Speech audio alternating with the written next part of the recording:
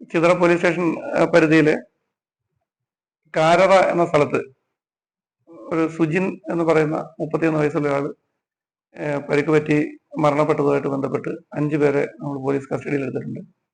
അതിൽ 4 പേര് പ്രായപൂർത്തിയായവരും ഒരാൾ ജുവനയിലുമാണ്. ഒരു നേരത്തെയും ചെറിയ ചെറിയ അടിപൊളി കേസുകളിലൊക്കെ ഉള്ള ആന്റി സോഷ്യൽ എലമെന്റ്സ് ഒക്കെ ഉള്ള ആളുകളാണ്. ഈ ഒരു മാസം മുമ്പ് തൊട്ടടുത്തുള്ള ക്ഷേത്രത്തിന്റെ ഭാരവാഹിയാണ് സുജിൻ, സെക്രട്ടറിയാണ്. അപ്പോൾ ക്ഷേത്രത്തിലെ ഉത്സവമായിട്ട് ബന്ധപ്പെട്ട് ഈ പ്രതികളായിട്ട് പറയുന്ന ആളുകൾ ക്ഷേത്ര ഉത്സവം അലങ്കോലപ്പെടുത്തുന്ന രീതിയിൽ ഉള്ള പ്രവർത്തനങ്ങൾ ഉണ്ടാവുകയും മദ്യപിച്ച് ബഹളം വയ്ക്കുന്നതിനെ ചോദ്യം ചെയ്യുകയും അതുവരെ വിലക്കുകയും ചെയ്തുള്ള ഒരു വിരോധം അവർക്ക് നേരത്തെ ഉണ്ട്.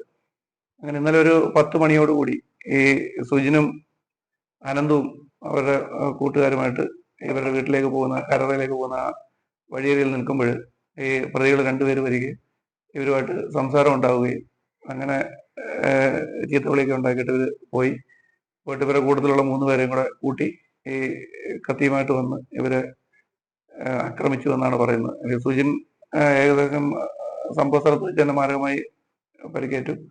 അയാളെ കടയ്ക്കൽ ആശുപത്രിയിലും തുടർന്ന് മെഡിക്കൽ കോളേജിലും കൊണ്ടുപോയി. മെഡിക്കൽ കോളേജിൽ വെച്ചാണ് മരണപ്പെടുന്നത്. ഇന്നലെ രാത്രി 10 മണിയോടെ 10:30 മരണം സ്ഥിരീകരിച്ചു എന്നാണ് പറഞ്ഞത്. ഇന്ന് അതിന്റെ ബാക്കിയുള്ള നടപടികളെല്ലാം കഴിഞ്ഞിട്ടുണ്ട്. പ്രതികളെ ഇന്ന് ബഹുമാനപ്പെട്ട കോടതിയും ഹാജരാക്കും, ജുവനൈൽ കോടതിയിലും ഹാജരാക്കും. ഇന്ന് വൈകിട്ട് തന്നെ ബാക്കിയുള്ള പ്രവർത്തനങ്ങളൊക്കെ നടക്കുന്നുണ്ട്. മറ്റേ കേസിന്റെ അന്വേഷണം ത്വരിതഗതിയിൽ നടക്കുന്നുണ്ട്.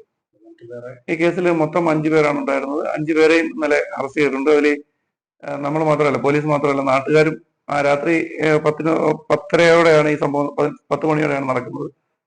അപ്പോൾ സ്വാഭാവികമായിട്ടും ഇതൊരു കാട് പിടിച്ച പ്രദേശവും തൊട്ടടുത്ത് വനപ്രദേശങ്ങളും ഒക്കെ ഉള്ളത് കൊണ്ട് തന്നെ ആ ടെറൈൻ വലിയ ബുദ്ധിമുട്ടായിരുന്നു. അപ്പോൾ നാട്ടുകാരും നമ്മളോടൊപ്പം തന്നെ ഈ പ്രതികളെ അന്വേഷിക്കുന്നതിനും തെരയുന്നതിനും വേണ്ടി ഇറങ്ങി. നാട്ടുകാരുടെയും പോലീസിന്റെയും സംയുക്തമായ ഒരു പരിശ്രമത്തിനൊടുവിലാണ് ഇന്നലെ തന്നെ രാത്രിയും രാവിലെയോടുകൂടി എല്ലാ പ്രതികളെയും അറസ്റ്റ് ചെയ്യാൻ പോലീസിന് കഴിഞ്ഞു.